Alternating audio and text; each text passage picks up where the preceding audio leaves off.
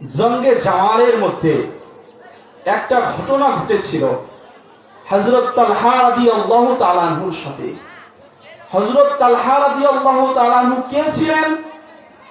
উনি 10 জন জান্নাত প্রাপ্ত সাহাবীদের মধ্যে একজন ছিলেন। সুবহানাল্লাহ। হযরত তালহা রাদিয়াল্লাহু তাআলা আনহু উনি জঙ্গে জামালে এক সময় মাওলা আলীর বিরুদ্ধে চলে গিয়েছিলেন। তো জঙ্গে জামালের মধ্যে যখন উনি অসুস্থ হয়ে পড়লেন, দুর্বল হয়ে পড়লেন, উনি যখন একেবারে অসুস্থর মধ্যে পড়ে গেলেন, মৃত্যুর শয্যায় চলে গেলেন, এই হাদিস শরীফ খানা হযরত তালহা রাদিয়াল্লাহু তাআলা আনহুর এই ঘটনাখানা মুস্তাদরাক হাকিম আলা সাহিহ কিতাবের 5601 নম্বর হাদিসের মধ্যে ঘটনাটা এসেছে এবং ইমাম বাইহাকি আল ইতিকাদের প্রথম খণ্ড 371 পৃষ্ঠার মধ্যে হাদিস শরীফ খানা এনেছেন যে জান্নাত প্রাপ্ত সাহাবী হযরত তালহা রাদিয়াল্লাহু তাআলা আনহু উনি যখন জঙ্গে জামালের মধ্যে অসুস্থ হয়ে পড়লেন, তো ওনার কাজ দিয়ে মাওলা আলীর একজন সৈনিক যাচ্ছিলেন। সুবহানাল্লাহ। তো উনি তখন ওই সঙ্গীকে বললেন, ওই সৈনিককে বললেন যে তুমি কোথায় যাচ্ছ? তখন উনি বলতেছেন আমি মাওলা আলীর কাছে যাচ্ছি। তখন হযরত তালহা রাদিয়াল্লাহু তাআলা আনহু বললেন আমি তো অসুস্থ হয়ে গেছি, আমি তো দুর্বল হয়ে গেছি, আমি তো মাওলা আলীর কাছে যেতে পারতেছি না।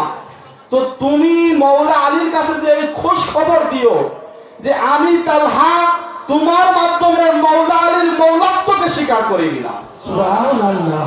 আমি তোমার মাধ্যমে আমি মাওলা আলীর খিলাফত স্বীকার করে নিলাম, মৌলাত্ব স্বীকার করে নিলাম। যখন এই কথা বললেন, ওই সঙ্গী দৌড়িয়ে মাওলা আলীর কাছে চলে গেলেন, যে বললেন যে হে মাওলা আলী শের খোদা, হযরত তালহা রাদিয়াল্লাহু তাআলা আনহু দুর্বল অবস্থায় পড়ে রয়েছেন, অসুস্থ অবস্থায় পড়ে রয়েছেন। অসুস্থ অবস্থায় থাকার পরেও হযরত তালহা রাদিয়াল্লাহু তাআলা আনহু আপনার বাইয়াতকে, আপনার মৌলাত্বকে স্বীকার করে নিয়েছেন। যখন হযরত তালহা রাদিয়াল্লাহু তাআলা আনহু মাওলা আলীর মৌলাত্বকে স্বীকার করে নিল, হাদিসের মধ্যে এসেছে তখন মাওলা আলী অনেক জোরে আওয়াজ করে বললেন আল্লাহু আকবার, আল্লাহু আকবার, আল্লাহু আকবার। 3 বার আল্লাহ পাকের নামে ধ্বনি দিলেন মাওলা আলী। ধ্বনি দেওয়ার পরে তখন মাওলা আলী বলছেন আমার রাসূল সত্য বলেছেন। কেন বলেছেন? আমার আল্লাহ তাআলা তালহার জান্নাতের যাওয়াকে ততক্ষণ পর্যন্ত চাননি যতক্ষণ পর্যন্ত তালহা আমার বাইয়াতকে স্বীকার করে নাই। একটু বুঝবেন, জান্নাত প্রাপ্ত সাহাবী হযরত তালহা রাদিয়াল্লাহু তাআলা আনহু, উনাকে আল্লাহ রাসূল জান্নাতি ঘোষণা করেছিলেন, কিন্তু উনার মৃত্যু ততক্ষণ পর্যন্ত হচ্ছিল না, উনার মৃত্যু আটকে ছিল। কেন? উনি যদি মাওলা আলীর হাতে বাইয়াত না গ্রহণ করতেন, উনি যদি মাওলা আলীর মৌলাত্বকে স্বীকার না করতেন, উনাকে আল্লাহ রাসূল জান্নাতি ঘোষণা করেছেন, তো উনি তো জান্নাত প্রাপ্ত সাহাবী ছিলেন।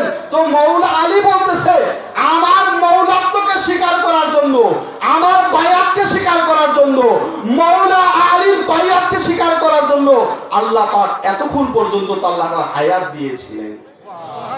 যখন আমাকে আমার মৌলাত্বকে স্বীকার করলো, আমার বাইয়াতকে স্বীকার করলো, আল্লাহ পাক তালহাকে মৃত্যু দিয়ে জান্নাতবাসী করে দিলেন। আর যতক্ষণ পর্যন্ত তালহা রাদিয়াল্লাহু তাআলা আনহু আমরা মৌলাত্বকে স্বীকার করতেছিল না, আমার বাইয়াত হওয়াকে স্বীকার করতেছিল না, ততক্ষণ পর্যন্ত আল্লাহ তার মৃত্যু দিচ্ছিলেন না। কেন ভাই? আল্লাহ রাসূল বলছে তালহা তো জান্নাতি সাহাবী, তো মৌলাত্ব স্বীকার না করলে তালহারও জান্নাত আটকে যাচ্ছিল। তো যিনি 10 জন জান্নাত প্রাপ্ত সাহাবীদের মধ্যে একজন তালহা রাদিয়াল্লাহু তাআলা আনহু, তো আল্লাহ রাসূল যাকে জান্নাতি ঘোষণা করেছে সেই সাহাবী যদি মাওলা আলীর মৌলাত্বকে স্বীকার না করে, মাওলা আলীর হাতে যদি বাইয়াত না হয়, মাওলা আলীর বাইয়াতকে যদি স্বীকার না করে, আমার নবীর সাহাবী হওয়ার পরেও তার মৃত্যুকে আল্লাহ পাক কবুল করতেছেন না। কেন? এই অবস্থায় যদি সে মৃত্যুবরণ করে তো তালহা তো জান্নাত থেকে বহিষ্কার হয়ে যাবে। তো তালহা রাদিয়াল্লাহু তাআলা আনহু যখন আমার মাওলা আলীর বাইয়াত স্বীকার করলো, আমার মাওলা আলীর মওলাত্ব স্বীকার করলো, তখন মাওলা আলী বললেন যে তালহাকে এতক্ষণ জান্নাত থেকে জান্নাত আটকে রাখা হয়েছিল, যখন আমার মওলাত্ব স্বীকার করলো তখন তালহাকে আল্লাহ পাক জান্নাত দান করে দিলেন। একজন জান্নাতি সাহাবী, উনার ভাই মৃত্যু হয় না মাওলা আলীর মওলাত্বকে না মানলে, মাওলা আলীর বেলায়েতকে না মানলে।